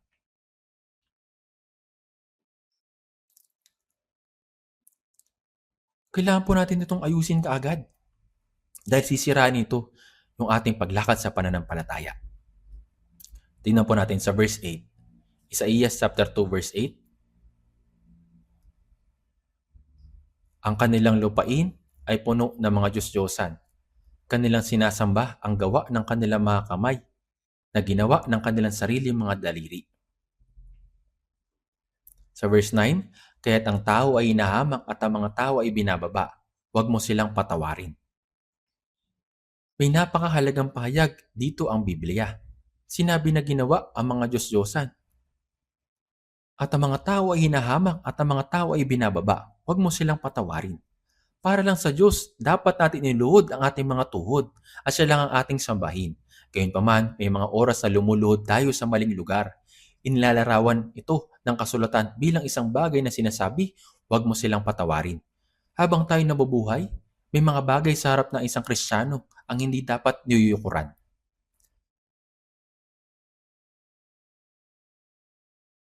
Meron po mga bagay na bilang Kristiyano ay hindi dapat niyuyukuran. Tignan natin sa Biblia sa Unang Hari chapter 19.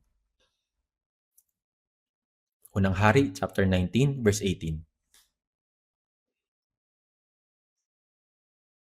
Unang Hari chapter 19 verse 18. Basahin din po natin ito ng sabay-sabay.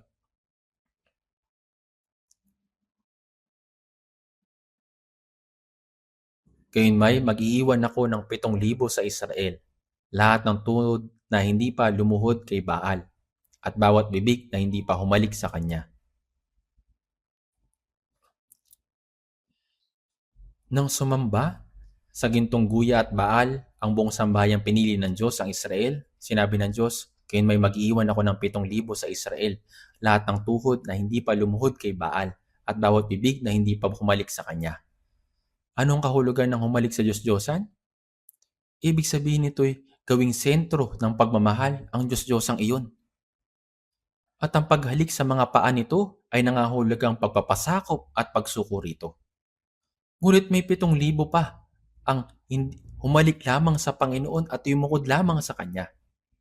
Habang tayo nabubuhay, may mga bagay sa harap ng isang Kristiyano ang hindi dapat niyuyukuran. Sa panahon natin, dapat tayong kumita ng pera na may kasipagan. Ngunit huwag dapat nating yukuran ang pera. Tama po? Nangangahulugang huwag dapat tayong maging sakim sa pera. Kahit nabubuhay tayo ngayon, hindi tayo dapat lumuhod sa mga isyong may kinalaman sa kabilang kasarian. Yun ay pagkatalo. At hindi tayo dapat lumuhod sa harap ng alak. Bagaman dapat tayo mamuhay sa mundong ito, ngunit kung yuyukod tayo sa ibang bagay gaya ng alak sa halip na kay Kristo Jesus, ayon ng Panginoon ito. Bakit ba tayo nabubuhay? Nabubuhay tayo para magkaroon ng magandang pamumuhay Kristiyano. May mga taong humahalik sa Panginoon.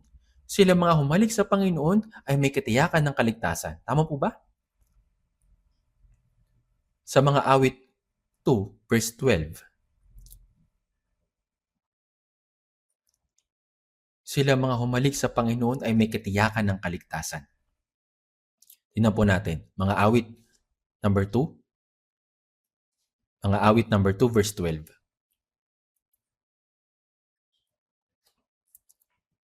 Mga awit 2 verse 12. Ang kanyang anak, ang anak na iyong ay iyong hagkan. Bakit magalit siya at kayo'y mapahamak sa daan, sapagkat ang kanyang puot ay madaling mag-alab, mapapalad ang lahat na nanganganong sa kanya. Ang anak na iyong hagkan ay direktang pagdampi.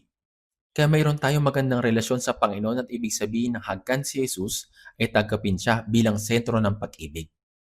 Ang hagkan, ang mga paa ni Jesus ay nangahulugang magpasya tayong paglingkuran ng Panginoon bilang ating amo o master. Kaya kung tayo luluhod, dapat sa harapan lamang ng Panginoon tayo luluhod. Tanging sa kanyang paa, tanging sa kanyang harapan. Sabi sa awit 95 verse 6, "O pumarito kayo, tayo sumamba at yumukod. Tayo lumuhod sa harapan ng Panginoon, ang ating manilikha." Kaya magagawa nating lumuhod sa harapan ng Panginoon kung nais nating lumakad sa liwanag, kailangan natin ng ganitong pagpapasya. Tama po ba? Sinasabi ng Biblia na sila'y lumuluhod at nananalangin. Ganito, dapat tayo lumuhod sa harapan ng Panginoon at tingin ang kanyang tulong. Hingan siya ng tulong. Ito ay buhay na lumalakad sa liwanag. Gayunpamay, tayo tatayo sa harapan ng hukuman ni Kristo. Kaya dapat tayo lumuhod sa kanyang harapan. Sa Roma chapter 14 verse 11, ang bawat tuhod ay luluhod sa akin. Ang bawat tuhod ay luluhod sa Panginoon. Kaya ang mga tuhod na hindi lumuluhod sa Diyos-Diyosan ay paglakad sa liwanag. Kaya tayo nabubuhay sa mundong ito. Tayo hindi dapat magpasakop sa mga tradisyon ng sanlibutan. Ito ang buhay na lumalakad sa liwanag. Kahit natuksohin tayo ng ating kaibigan, kung tayo hindi luluhod sa Kanya, ito ang buhay na lumalakad sa liwanag. Ang paglakad natin ng tapat sa harapan ng Panginoon, kahit anuman ang sabihin ng mga tao sa mundo, ito ang buhay na lumalakad sa liwanag. Hindi mabuting lumuhod kahit saan. Gaano ba kaigting ang pagtatangka ng Romano Katoliko upang makuha ang panig ni Martin Luther noong panahon ng Reformation. Ngunit hindi po siya nagpa-impluwensya at hindi siya lumuhod sa kanila. Halos kalahati sa mga Katoliko ang naging Kristiyano. Hindi po siya nagpa-impluwensya sa kanila. Hindi po siya lumuhod sa kanila.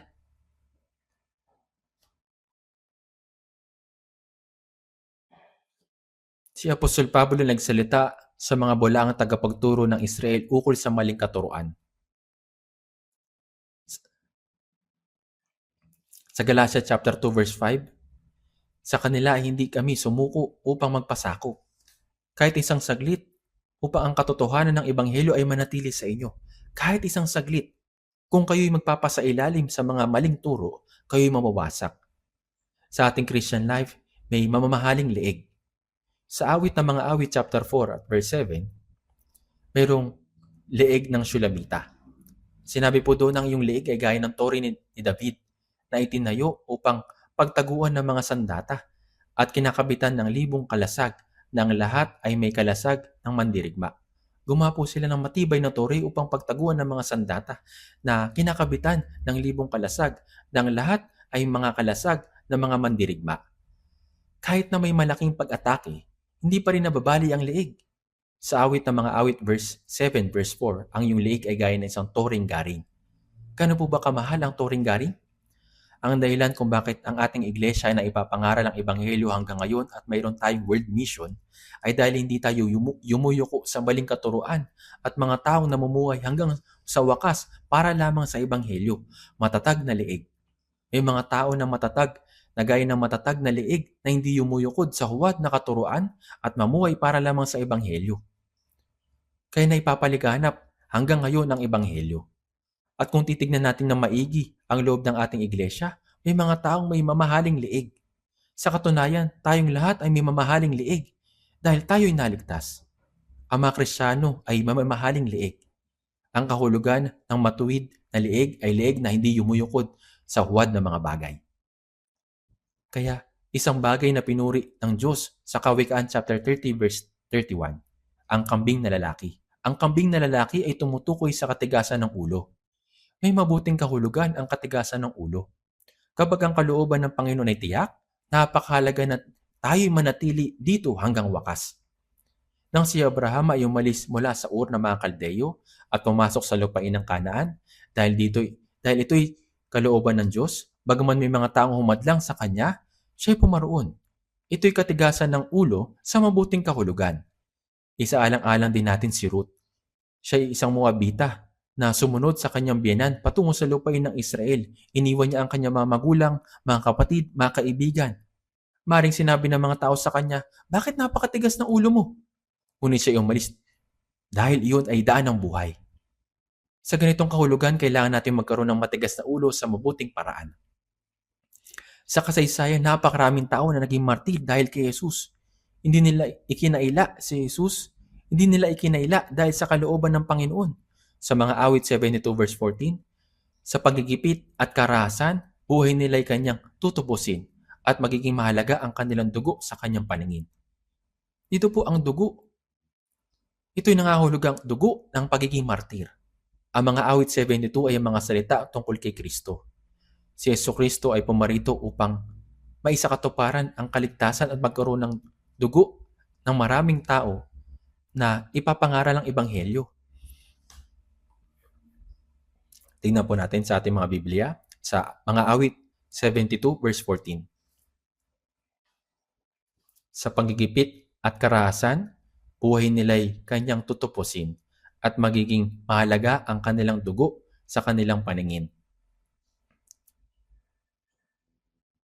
Dito po, binanggit po dito na nangangahulugang dugo ng pagiging martir. Ang mga awit 72 ay mga salita tungkol kay Kristo, na si Jesucristo ay pumarito upang maisakatuparan ang kaligtasan at magkaroon ng dugo ng maraming tao na ipapangaral ang Ebanghelyo. Napakahalaga ng kanilang dugo sa mata ng Panginoon.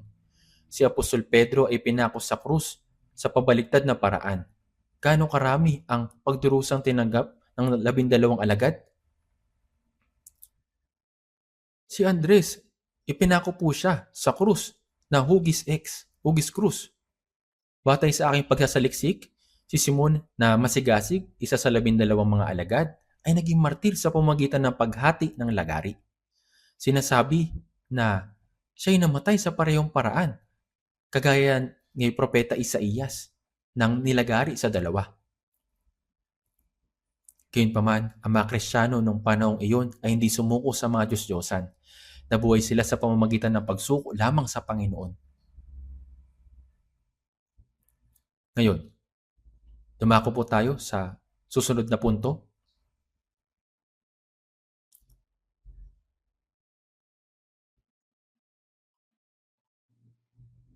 Nabuhay sila sa pamamagitan ng pagsuko lamang sa Panginoon. Tingnan po natin sa Isaías chapter 2, mula verse 10 hanggang 11.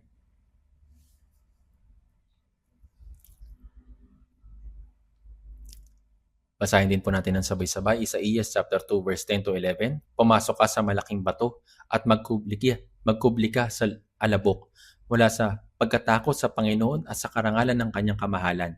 Ang mga tinging mapagmataas ng tao ay ibababa at ang mga kapalaluan ng mga tao ay pangungumbabain at ang Panginoon lamang itataas sa araw na iyon. Dito sinabi ng Biblia na ang pagmamataas at palalo ay hahatulan. Kung gayon, ano ang paglakad sa liwanag? Ang paglakad sa liwanag ay paglakad sa kapakumbabaan. Kung titignan natin ang mundo, ito'y kabaliktaran sa mundo. Ang pagmamataas na tao ay nagmamataas sa kanilang sarili at iniisip nila na mga palalong tao ay pinagpala.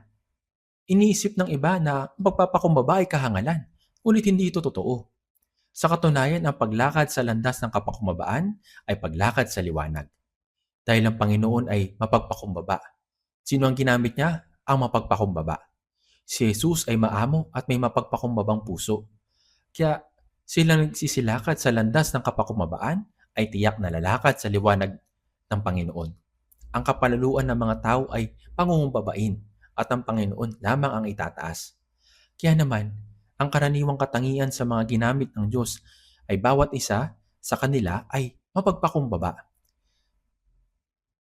Sinabi ni Abraham sa Genesis chapter 18 verse 27, ako'y alabok at abo lamang. Sa harapan ng Diyos, sinabi niya na siya'y walang halaga. Sinabi rin ni Apostol Pablo sa Efesos chapter 3 verse 8, bagaman ako ang pinakahamak sa lahat ng mga banal. Sapagkat si Pablo ay lumakad na may kapakumbabaan at kababaang loob, siya'y nakatanggap ng hindi mailarawang biyaya. Ang Diyos ay nagbibigay ng biyaya sa mga mapagpakumbaba. At sa pamamagitan ng ating pagpapakumbaba, natanggap natin ang kaligtasan. Ang karunungan ay nasa pagpapakumbaba. Gaya ng sinabi sa Kawikaan chapter 15 verse 33, ang pagpapakumbaba ay nauna sa karangalan. Ang tao mapagpakumbaba ay pararangalan. Ang Panginoon o ang Diyos sa unang Pedro chapter 5 verse 6, kayo aking itataas sa takdang panahon. Ang mapagpakumbaba ang siyang nagiging dakila sa Panginoon. Ang kapakumbabaan ang pinakadiwa ng paglakad sa liwanag ng Panginoon. Kung babasahin mo ang Biblia, makita mo na ginagamit ng Panginoon ng mga mapagpakumbaba.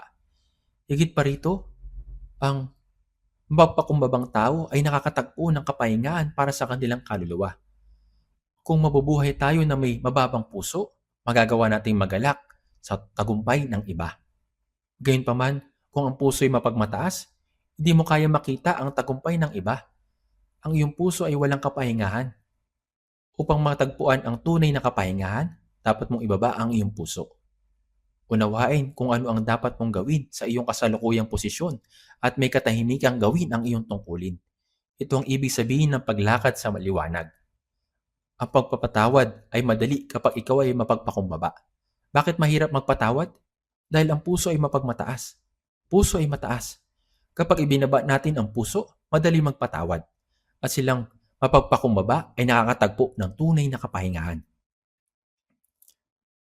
Kaya naman, ang kahulugan ng paglakad sa liwanag ay kapakumbabaan at pagsunod. Sa huli, ang paglakad sa liwanag ay ang pagpasan ng krus at pagsunod sa Panginoon. Sinasabi sa Isaías chapter 2 verse 22, layuan ninyo ang tao na ang hinga ay nasa kanyang ilong sapagkat ano siya para pahalagahan. Huwag umasa ng labi sa tao, kundi hindi sa lakas ng karwahe, ni sa anumang kapangyarihang nakikita. Ganap na umasa sa Panginoon. Ito ang paglakad sa landas ng liwanag. Sa makatuwid, sila nagsisilakad sa liwanag ay kikilos sa gayong paraan.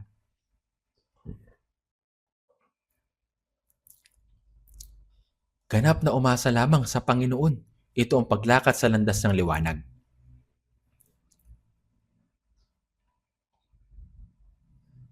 Sinasabi sa Isaías chapter 2 verse 5 o sambahayan ni Jacob, halikayo tayo'y lumakad sa liwanag ng Panginoon. Dito sinasabi, tayo'y. Ibig sabihin, hindi ito paglalakbay na nag-iisa. Ito'y pangaral. Ito'y lumakad ng magkasama sa liwanag.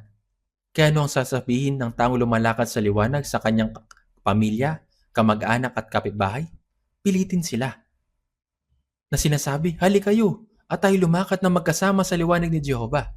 Sa halip na mag-isa at saan pupunta ang taong nabubuhay at lumalakad sa liwanag, sila'y papasok sa mundo ng liwanag. Sinasabi sa mga awit 36 verse 9, sapagkat nasa iyo ang bukal ng buhay. Sa iyong ilaw nakakita kami ng liwanag. Natanggap natin ang liwanag, tayo nabubuhay sa liwanag, at habang pinahahawakan natin ang liwanag na iyon, kalaunan, papasok tayo sa aktual na kaharian ng langit, ang mundo na nagniningning na kaluwalhatian. Kaya na maikling natutunan natin ngayon, sino ang pwedeng lumakad sa liwanag ng Panginoon? Binanggit sa Isaías chapter 1 verse 18. Pumarito kayo ngayon at tayo mga tuwiran sa isa't isa. Ang taong nalutas ang problema sa kasalanan ay ang taong nakapasok sa liwanag at maaaring lumakad sa liwanag. Ang paglakad sa liwanag, kung iisipin natin, ito'y kabaliktaran ng paraan ng mundo. Ang pag-alis sa mga Diyos-Diyosan sa iyong buhay ay paglakad sa liwanag. Tama po ba? At unang ibig sabihin nito, sa Isaías chapter 2 verse 6, ang paglakad sa liwanag ay pumumuhay na salungat sa mga kaugalingan mula sa silangan. Ang mga salibutan o paganong kaugalian. Hanggat maaari, huwag tayong magsikap na mag-ipon ng napakaraming bagay sa mundong ito. Dapat tayong mabuhay na may kasipagan. Piliin ang mamuhay na may kasiyahan sa puso na hinahanap ang mga bagay na nasa itaas at nagtitipon ng mga kayamanan sa langit. At sa ganito lamang tayo makakalakad sa liwanag. At sinabi na ibigin ng Panginoon, lumuhod sa harap niya at mamuhay na may lubos na pagpapasakop. Ito ang kahulugan ng lumakad sa liwanag. Bukod pa rito, sila lumalakad sa liwanag ay dapat imbitahan ang mga nasa kadiliman na sinasabi, halikayo at tayo lumakad sa liwanag ng Panginoon. Isaías chapter 2 verse 5. Upang tayo makalakad ng magkakasama, kaya tayo lumakad sa liwanag ng magkakasama hanggang sa tayo pumasok sa mundo ng walang hanggang liwanag. Manalangin na po tayo. Mahabagin naming Diyos Ama, nagpapasalamat kami sa pagliligtas mo sa amin sa pamamagitan ng mahalagang dugo ng Panginoon. Pakiusap, iukit mo po sa aming mga puso ang mga salitang aming napagbulayan ngayon. Tulungan mo kaming lumakad sa iyong liwanag hanggang sa araw na bumalik ang Panginoon at mamunga ng saganang bunga ng liwanag. Pakiusap, palakasin mo kami upang magpatotoo sa Ebanghelyo sa aming mga minamahal na pamilya, kamag-anak at kapitbahay. Na sa nalalapit naming pagtayo sa harapan mo, pamunuan mo aming buhay upang kami makatanggap ng papuri, kaluwalhatian at karangalan. Hinihiling namin ang iyong tulong upang magampanan namin ang may katapatan ng misyon sa bahay at sa ibang bansa. Idinadalangin namin ang lahat ng ito sa pangalan ni Jesucristo na aming tagapagligtas. Amen.